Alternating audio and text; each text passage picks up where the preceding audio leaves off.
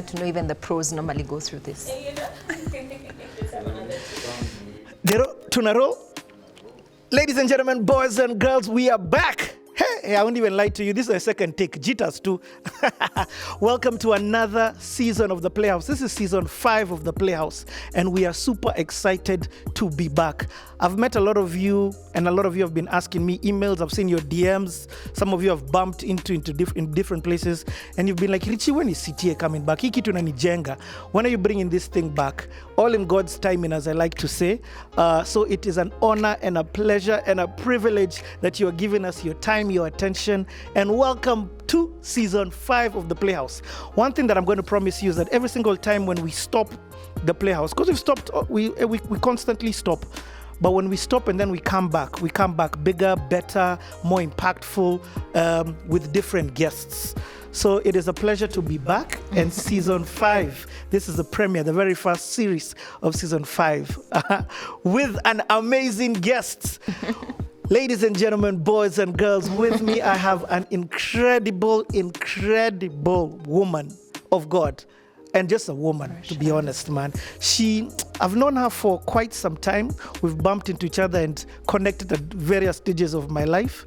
And it is by no coincidence that she is the first guest on The Playhouse. If you know, you know. I know some people are looking and like, what? She has come in front of the screen. She's more comfortable being behind the scenes. Absolutely. And she has done a lot. When I'm telling you a lot, I'm talking about in entertainment. I'm talking about in the private sector. I'm talking about in the public sector. And I don't even want to let it out. I want her to be able to tell her story in the holistic way that we do right here on CTA. So you got to keep watching if you want to know her story. But I promise you, it is not by coincidence that she is the first person that we are having this conversation with. Sellah, I've been talking too much, so let me just do what I do, which is the intro, and then we kick this off. Okay. So ladies and gentlemen, put your hands together for none other than Sellah Bogonko. Budget need tight and we do our own sound effects, and I'm with Manda here. So, Sellah, welcome to CTA. Thanks, Richie. This has been a long time coming. I almost called you A-Star, but yeah, Richie. Yeah, it's okay. A-Star, by the way, is also my name, Matthew 5:16. Good stuff. Yeah, so you can call me A-Star, Richie, whatever works for you. Yeah. So I'm not wasting any more time. Let's kick this thing up from the very beginning. And the first question that I like asking on CTA is, let's start the story from birth. Mm-hmm. Tell me a little bit about your childhood, where you were born, what your family structure. Aha. All right, so first of all, thanks for having me. It's taken quite a bit to get me here, so I pray that God actually is glorified in this process, otherwise it would be in vain for me. So I love that beginning. So my name is Sellah Bogonko, born in Kisii, stayed there for a few years and then moved to Nairobi, which we'll get to. I'm the third born in a group, in a family of 6. We're 6 of us, children, at least the ones who are born to my parents, because we're that family that used to have cousins over, throughout. So sometimes you'd wonder, okay, how many are we really in this family? But being the third born, I was always the one who everyone would forget, How many girls, how many boys? So we're 3 girls, 3 boys. Uh-huh. And like I said, being the third one, I'd always been the one who everyone forgets. Relatives would come and they're like, so they remember the last ones or the ones after me, and of course the first ones. But somehow you get like, and then I was a good girl. So I was just like a quiet girl, in the corner somewhere. So somehow I'd always be forgotten. And I think that in a way sort of like began to shape who I am in terms of this whole thing about me being very private, very in my space, in my world. But in a negative way for many people, especially those middle borns, there's a way it can dent your identity. It can dent the kind of person that you become, because you sort of like get lost in the crowd. So for me, I think that is an important thing to say, because that's a foundation in which God began to build my own identity outside of just being a third born, outside of being forgotten by everyone. People would come and say, oh, by the way, and who's this, So Can I ask, in terms of firstborn and secondborn, is it boy, girl, or just, I want to understand? So there's boy, girl, me, and then girl, the last born according to my father, and then 2 boys after that.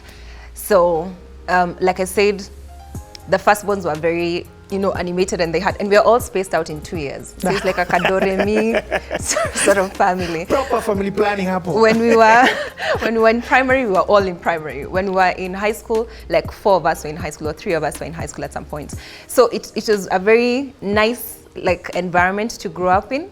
But at the same time, like I said, there was the characters and I'll speak about, of course, our different personalities, because I sort of had to find myself much later in life, because the other ones are more gifted, say education. My mom is a teacher, so you'd have school, you'd go to school and then you come back home and you still have school.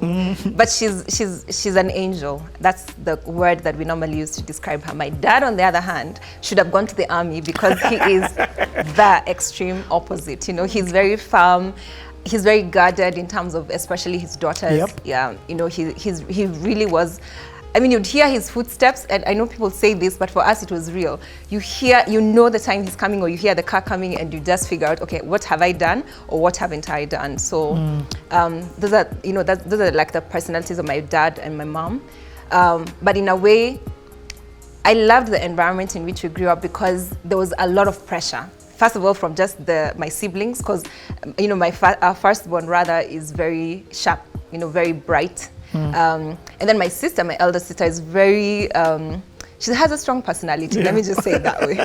And then my younger sister is what we call a genius. So as we grew up. Your younger sister, Judy.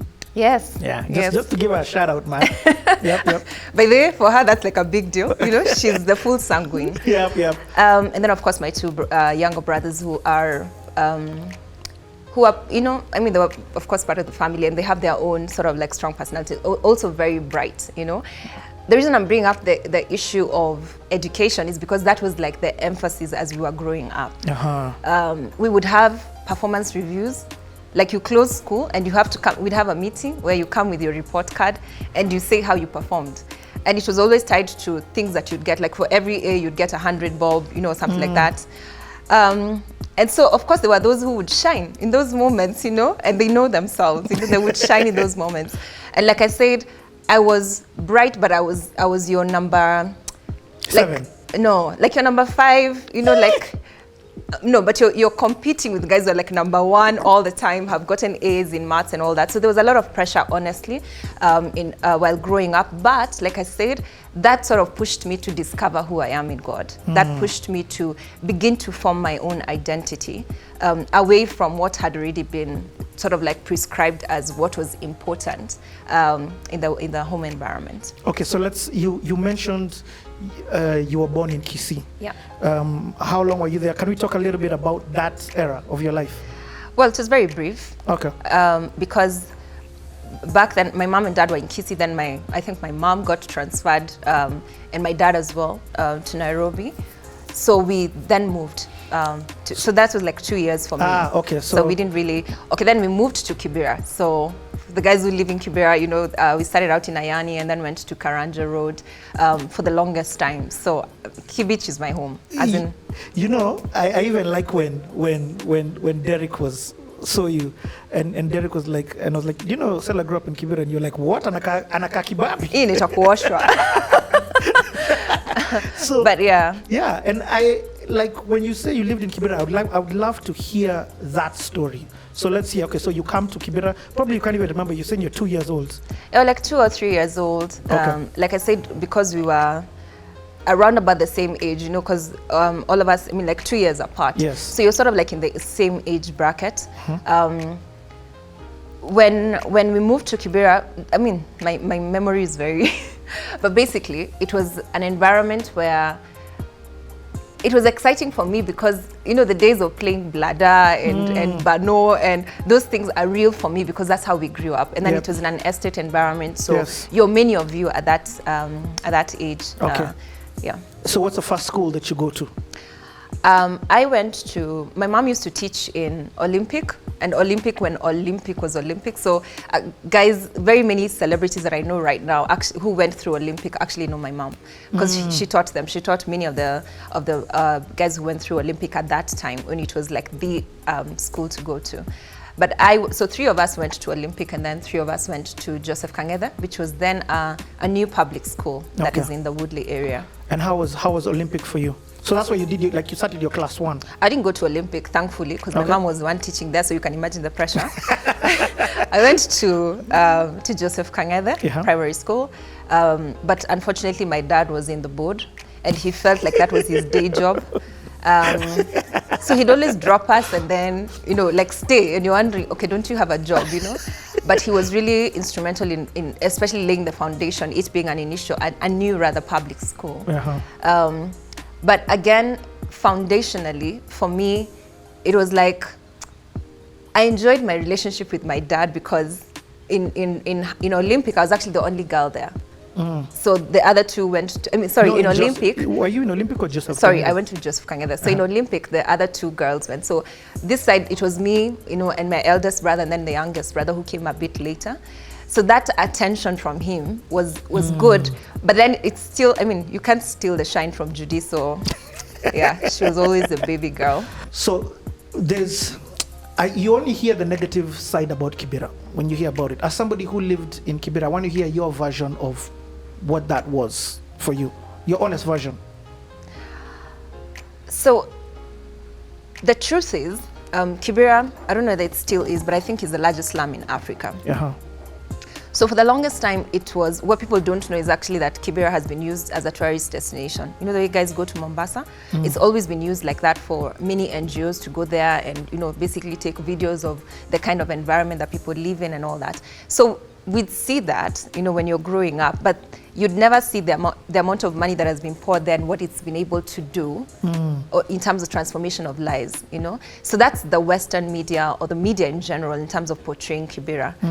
But for someone who grew up there, I know it to be the thing that shaped my identity in a way, because every time we'd live there, but then my dad would always push us to think beyond there, and this also became much stronger for me, especially in my walk with God as I began to discover who I am and know who I am. You can start off somewhere, but it doesn't mean that you have to remain where you are, regardless of where you start. For me, it was Kibera, but then it could be anywhere, really. And I think one of the things that my girls know about me is I constantly push myself. I never let where I am right now become like the place that I've settled for, or settled on. Powerful. I always push myself, whether it's in terms of, workout or in pursuit of God, which is for me the ultimate thing that I would always, exert my energy, my passion in. I can never create like a monument of where I am right now. So Kibera for me was like a place where you go for training, and then after that it becomes, a reference point that catapulted you into another version of yourself. But I love what you've said. Your dad was instrumental in instilling that character in you of pushing yourself out. Let's talk a little bit more about your relationship, you and your dad. I know in the beginning you've talked about the footsteps, him coming and you wondering, oh my God, but it sounds like you also had a tight relationship. If I'm not wrong, or am I wrong? I think he was tighter with the other daughters. Like I said, number third born, lost in the crowd, completely forgotten many times, like I said, my elder sister was the more animated one.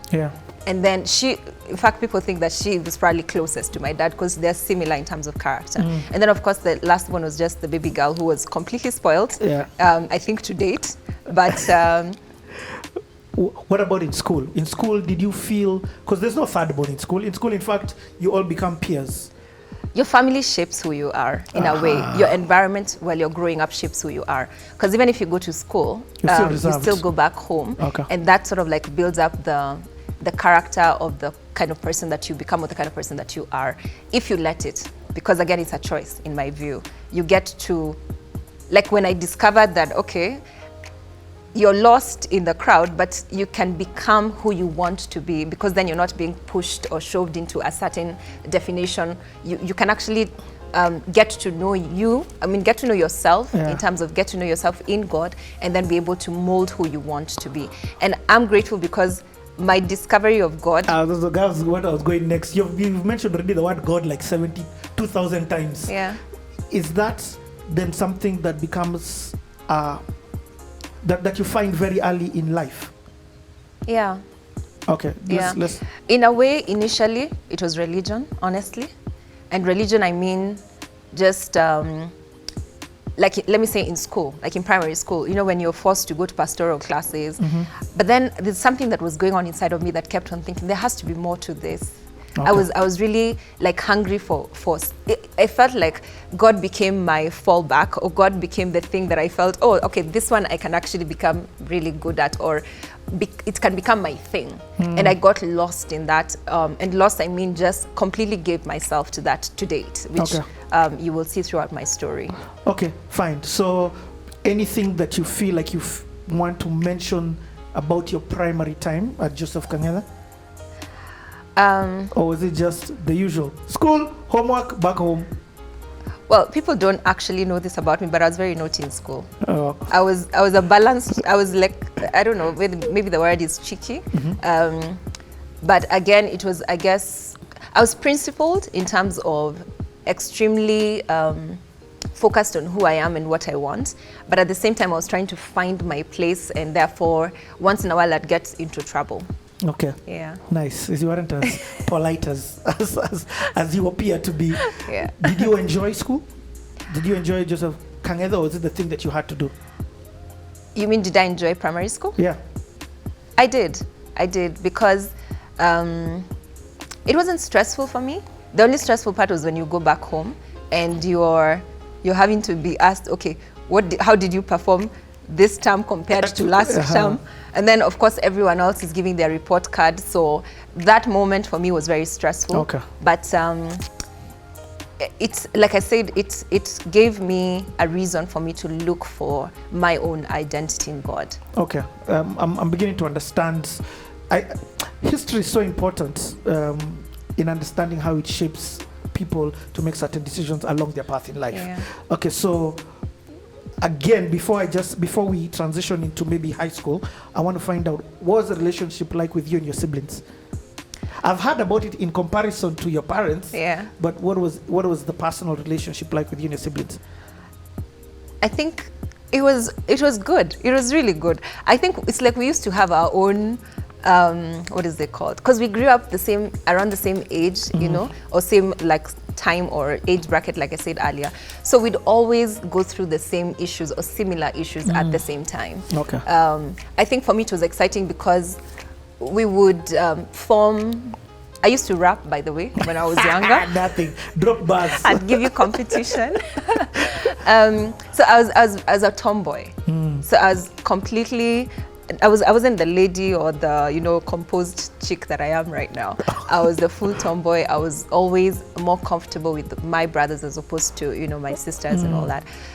But in terms of growing up, we have fond memories. You know, it's not like you're too far apart in terms of age. So we have fond memories of jokes with crack, experiences that we had that are very similar. So to date, we have things that we remember that we went through together, and they're great. Okay. Yeah. Let's transition then now into high school. Where do you spend your 8 years in that one school?